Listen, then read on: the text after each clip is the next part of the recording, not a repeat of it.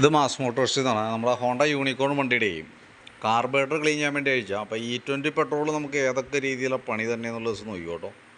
നിലവിൽ ബാക്കിയത്തെ ഫങ്ഷൻസിൽ കാര്യമായിട്ട് പ്രശ്നമൊന്നും വന്നില്ല. പക്ഷേ അത് ഈ ട്യൂൺ ചെയ്യണ സ്ക്രൂ ഉണ്ടല്ലോ, ഈ എയർ സ്ക്രൂ വന്നിട്ട് ഇതിവിടെ നോക്കുമ്പോൾ അതിൻ്റെ ഭാഗത്തേക്കും കിടയ്ക്ക് ഒരു സൂചി പോലൊരു ഐറ്റം കൂടി വരും.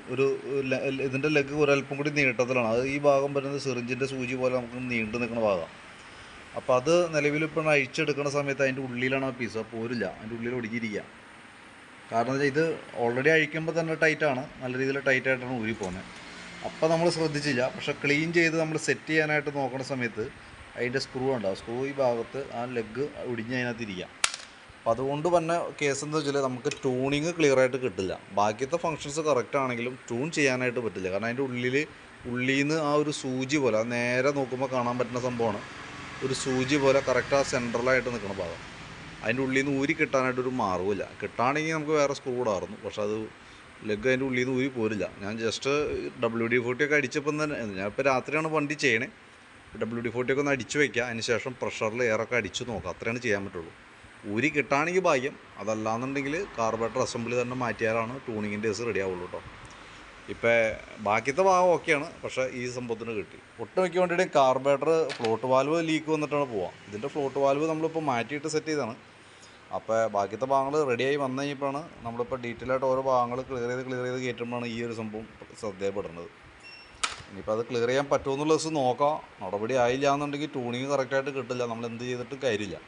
അപ്പോൾ കാർബറേറ്റർ അസംബ്ലി മാറ്റേണ്ടതായിട്ടൊക്കെ വരും കേട്ടോ. എന്തെങ്കിലും ക്ലീൻ ചെയ്ത് നോക്കാം നമുക്ക്. ഞാനിപ്പോൾ എന്നാൽ WD-40 അടിച്ചിട്ടുണ്ട്. രാവിലെ വന്ന് നമുക്ക് ഒന്നുകൂടി ട്രൈ ചെയ്ത് നോക്കാം. നല്ല പ്രഷറിൽ എയറൊക്കെ അടിച്ച് നോക്കാം. അതിൻ്റെ ഉള്ളിൽ നിന്ന് ചടി പോരാണെങ്കിൽ ഭാഗ്യം.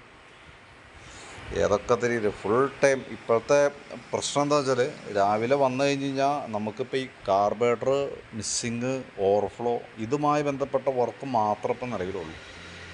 ആവശ്യം പോലെ വണ്ടികളിരിക്കുക, ചെയ്യാനായിട്ട് ഒരുപാട് വണ്ടി പെൻഡിങ് ഉണ്ട്. ഒട്ടുമിക്ക വണ്ടിയുടെയും പ്രോബ്ലം ഇത് തന്നെ. ഇതിപ്പോൾ എന്ത് ചെയ്യുന്നൊരു പിടിപാടില്ലാത്തൊരവസ്ഥയാണ്. കാരണം എന്താ വെച്ചാൽ E20 പെട്രോളും കൊണ്ട് ഏറ്റവും തലവേദന എടുക്കുന്നത് ഇപ്പോഴത്തെ വർക്ക്ഷോപ്പുകാരും മെക്കാനിക്കുകളാണ്. കാരണം എന്താ വെച്ചാൽ നമ്മൾ എന്തൊക്കെ ചെയ്താലും ഈ സാധനം ശരിയാവില്ല. കസ്റ്റമറെ സംബന്ധിച്ച് പൈസ അടച്ചടച്ച് അവർ മുടിയുമെന്നല്ലാണ്ട് അവരുടെ ധാരണ ഓൾറെഡി നമ്മൾ മെക്കാനിക്കുകൾ പൈസ മേടിച്ചെടുക്കുന്ന പോലെയാണ് അവർക്ക് ഫീൽ ചെയ്യുക.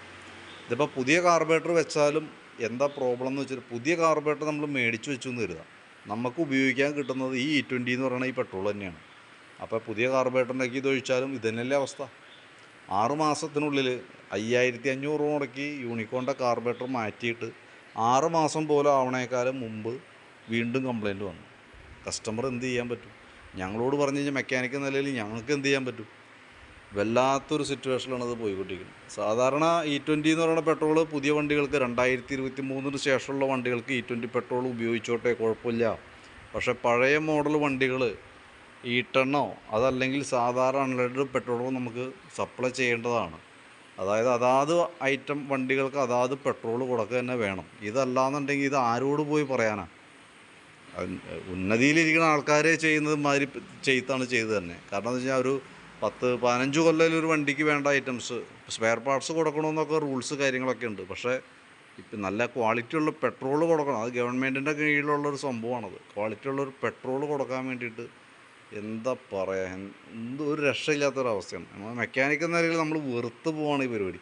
കാരണം എന്താ പ്രോബ്ലം എന്ന് വെച്ചാൽ, നമ്മൾ ഈ കസ്റ്റമറുടെ അടുത്ത് ഒരു പ്രാവശ്യം ചെയ്തു വിട്ട കംപ്ലയിൻറ്റ് റിപ്പീറ്റ് വന്ന സമയത്ത് സ്വാഭാവികമായിട്ട് നമുക്ക് വന്ന പ്രോബ്ലം എന്ന് വെച്ചാൽ, നമുക്ക് അവരോട് കാര്യങ്ങളൊക്കെ നമ്മൾ പറഞ്ഞു തന്നെ വിടണം. പക്ഷേ കാര്യമില്ല, അവരത് ഓർക്കില്ല, അവർക്കത് അറിയേണ്ട കാര്യമില്ല.